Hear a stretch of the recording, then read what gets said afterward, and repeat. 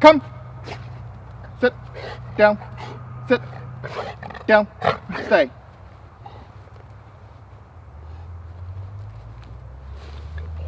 Good boy. Okay.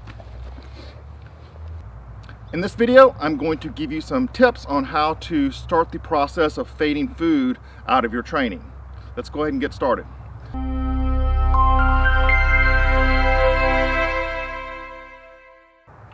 One mistake that I often see owners make is that when they are training their dog, they often have food in their hands. And let me give you an example of this. Come here, bud. So, in the early stages of training, we may put food in our hand in order to lure the dog into various positions, and that's fine. But as you start to progress, you need to start giving commands at the beginning with food in your pocket. So you don't want to be holding up a treat and always saying sit or always saying down. You got to work on getting that food out of your hands. But you can still reward the dog. The food should come out of a pocket or somewhere, or a training pouch. I prefer a pocket rather than a training pouch. So what I want it to do is Tucker. Sit down. Good.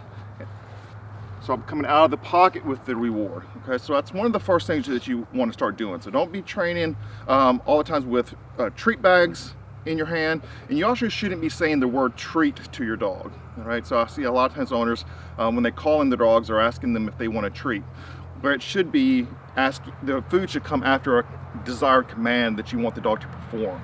All right, so come. Good. Okay.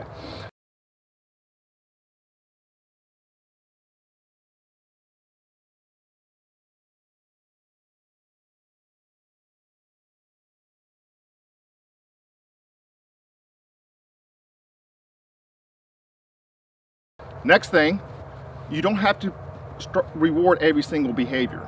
Now in the beginning process, when the dog is in the teaching phase, you may be rewarding almost every behavior or really often.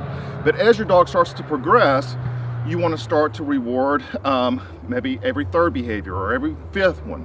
So you want to keep the dog guessing. Because if you start off by rewarding every time the dog sits and then you stop completely, well, at some point the dog's going to stop sitting because they're not getting any reinforcement out of it.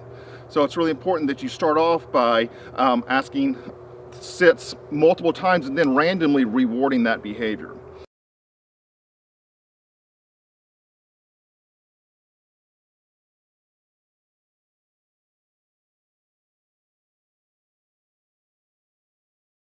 Another tip that I can give you is to start incorporating other types of rewards into your training rather than just food. And so you may find it beneficial to sit down and make a list of various things that your dog enjoys or gets excited about doing. For instance, maybe a lot of dogs enjoy going for a walk, so you could start off by asking them to sit before you put the leash on and letting them go outside. Or if you have access to a fenced-in yard, you could ask for things like sit or down before you release them out into the yard. You could ask your dog to sit before meals.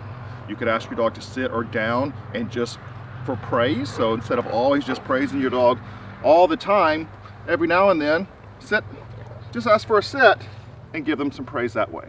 All right. And so every dog's going to be different, okay, in what they like themselves, but that's why I find it helpful to make a list of various things that your dog likes.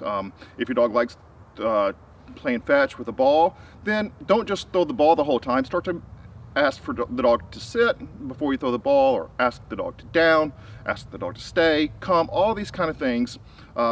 Whatever it may be for your individual dog, start to incorporate the obedience throughout that process.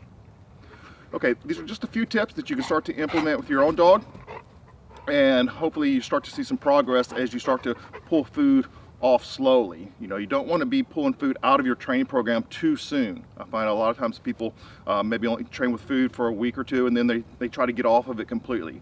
So you want to go slow with it. And then I never completely take food out of the equation, especially on behaviors like come when called.